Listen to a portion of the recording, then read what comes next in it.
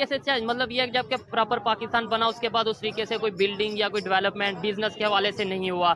बदले में कंस्पिरेसी थ्योरियां फैलाते हैं, वो जी यहूदी साजिश है, हिंदू साजिश है, अंग्रेजों की साजिश है। क्यों जी? क्योंकि हम सच्चा मजहब है और हमारे से सारे जेलस। अमेरिका इंडिया सारे कहते हैं दहशतगर्द हैं, तो हम हैं दहशतगर्द। हम जाएंगे, बॉर्डर क्रॉस करना पड़ा, जो करना पड़ा हम करेंगे, हम मारेंगे उनको। ठीक करें, अस्पतालों में तो ठीक करें, जो गरीब बंदा मर रहा है, रिक्शे वाला मर रहा है, गरीब बंदा मर रहा है, उसे पहले ठीक करें, फिर कश्मीर में जाएं।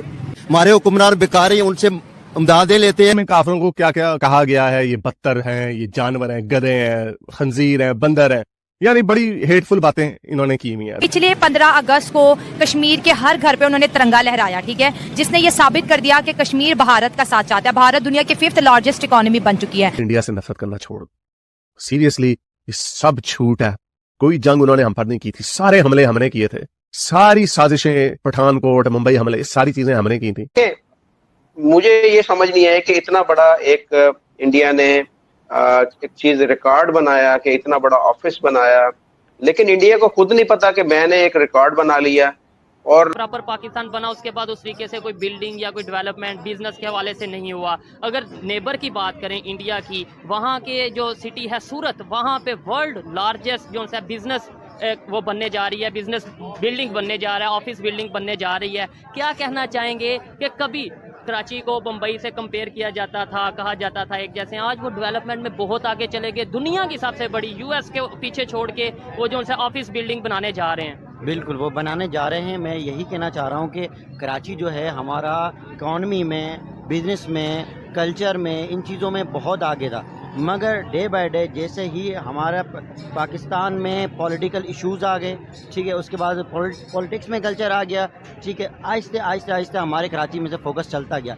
इसकी मिसाल उसी तरह है कि जैसे घर के एक वालिद होते हैं जो खुद कमाते हैं, लगाते किसी और पर हैं, उस वालिद की कोई केयर करने वाला नहीं है। तो मैं यही कहना चाह रहा हूँ, अगर इस कराची पे फोकस किया जाए तो बम्बई तो कुछ भी नहीं है। हम कम्पीट कर सकते हैं दूसरे ममालिक को, यूरोपियन ममालिक को, यूके के ममालिकों को, यूएई के ममालिकों को, क्योंकि यहाँ पे इतने रिसोर्सेज हैं, यहाँ पे इतना कुछ है पाकिस्तान में, कराची में, कि हम वही बातें खाते जाएंगे मगर कम नहीं होगा। लेकिन यहाँ पे चीज़ें ख़त्म होती जा रही हैं। स्टील मिल का बड़ा नाम था, वो हमारी ख़त्म हो गई, और इवन यहाँ कराची के जो पोर्ट्स हैं वो हमने गिरवी रख दिए दूसरे कंट्रीज़ के लिए। अब ये जो खबर आ रही है कि सूरत में, इंडिया में जो सा दुनिया की सबसे बड़ी ऑफिस बिल्डिंग बनने जा रही है, क्या कहेंगे कि दुनिया की, यानी पहले पेंटागन में थी, 80 साल रिकॉर्ड रहा है, यूएस में सबसे बड़ी ऑफिस बिल्डिंग थी, अब वो सूरत में बनने जा रही है। वो कैसे डेवलपमेंट की तरफ जा रहे हैं? बम्बई तो छोड़े, हम सूरत का भी कंपैरिजन नहीं कर पा रहे, बहुत पीछे हैं, बहुत पीछे हैं। बिल्कुल वो कंपैरिजन में वो इसलिए आगे जा रहे हैं क्योंकि उनको खुद पे भरोसा है,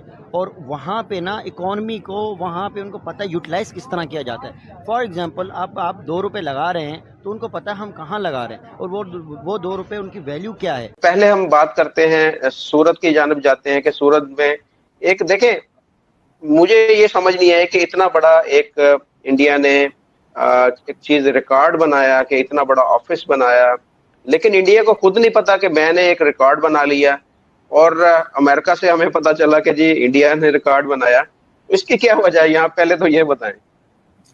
नहीं सर, इंडिया को सब पता होता है, वही बात है ना, टैक्टिक्स होती है, इंडिया को सब पता है, लेकिन खुद अगर बोल देंगे उसमें मजा कहाँ है? CNN बोलेगा तब मजा आएगा ना, इसलिए खुद चुप रहो, खुद बोलोगे इनॉग्रेट हो गया, बन गया, बाकी दुनिया को करने दो कैलकुलेशन। ये तरीके होते हैं एडवर्टाइजमेंट के, आपको भी पता है सर ये चीज है। अच्छा, अब इसके बाद देखें, ये सूरत का जो है, ये आपकी वो हमारे यहाँ पर मिसाल है कि काम वो है जो जिसे दुनिया बोले, ये यहाँ पर ये मिसाल होती है। बिल्कुल बिल्कुल ऐसा ही है। तो सर ये हुआ है कि सूरत, ये गुजरात में 3 सिटीज बना रहे हैं।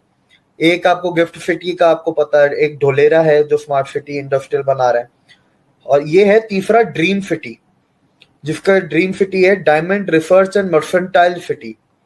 ठीक है, तो ये पूरी एक डायमंड की इंडस्ट्री जितनी भी है उसको एक कंबाइन करके एक अच्छी जगह पे, एक तरीके से समझ लें कि डायमंड इंडस्ट्रियल पार्क जैसे होता है वैसा बना रहे हैं। तो ये सूरत में बन रहा है, ये 2000 एकड़ पे बन रहा है, और ये पूरा कंप्लीटली तैयार होके जो खुलेगा वो होगा 2030 में। अब इस ड्रीम सिटी के अंदर 35 एकड़ पे ये आपका सूरत डायमंड ब्राउज बना है, जो दुनिया की सबसे बड़ी अब ऑफिशियली बिल्डिंग बन चुकी है। 80 या 90 सालों बाद पेंटागन का जो खिताब था कि दुनिया की सबसे बड़ी ऑफिस, उसको छीन के अब ये बन गए हैं। तो अब सूरत डायमंड ब्राउज सर इस तरीके से समझे कि अब दुनिया में पहले क्या होता था कि दुनिया के 95% diamonds cut and polish India में होते थे, ठीक है, लेकिन इस बिल्डिंग के बाद दुनिया में डायमंड के रेट ऊपर नीचे जो हो गए ना वो इंडिया करेगा। ट्रेडिंग, ये ट्रेडिंग ऑफिस है, इसके अंदर कोई भी फैक्ट्रीज या वर्कशॉप्स नहीं है, वो अभी बाकी ड्रीम सिटी में बनेंगी। इस 35 एकड़ में सिर्फ ऑफिस और ट्रेडिंग ऑफिस हैं आपकी, जो दुनिया से जैसे कच्चा डायमंड खरीदना है या तैयार डायमंड बेचना है या आपस में डीलिंग करनी है, ये वो है। और इसके अंदर सिर्फ 4,500 ऑफिस हैं और करीब 9 टावर हैं, 15-15 माले के, ग्रीन बिल्डिंग है, लीड सर्टिफाइड प्लेटिनम बिल्डिंग है ये। अब जैसे गिफ्ट सिटी है, गिफ्ट सिटी में जैसे कमोडिटी एक्सचेंज बनाया, क्यों? ताकि दुनिया में गोल्ड के भाव ऊपर नीचे इंडिया कर सके हिस्सेदारी। ये नहीं कि सिर्फ इंडिया ही करेगा, लेकिन अब जो पहले अमेरिका यूके करते थे, अब उसके अंदर इंडिया भी एक जुड़ गया, अब इंडिया की भी हिस्सेदारी है, इंडिया भी अपने इशारों से ऊपर नीचे कर सकता है। कमोडिटी में गोल्ड के अलावा और भी बहुत कुछ आता है, पर gold was the most important. India के लिए भी फिलहाल गोल्ड बहुत इंपॉर्टेंट है, क्योंकि उनको गोल्ड बैक करेंसी करनी है और डी डॉलराइजेशन के लिए उनको गोल्ड ज्यादा से ज्यादा चाहिए। सेम ये डायमंड का है, अब दुनिया में फिर डायमंड के रेट भी ऊपर नीचे इंडिया के जरिए होंगे, इंडिया की मदद से होंगे।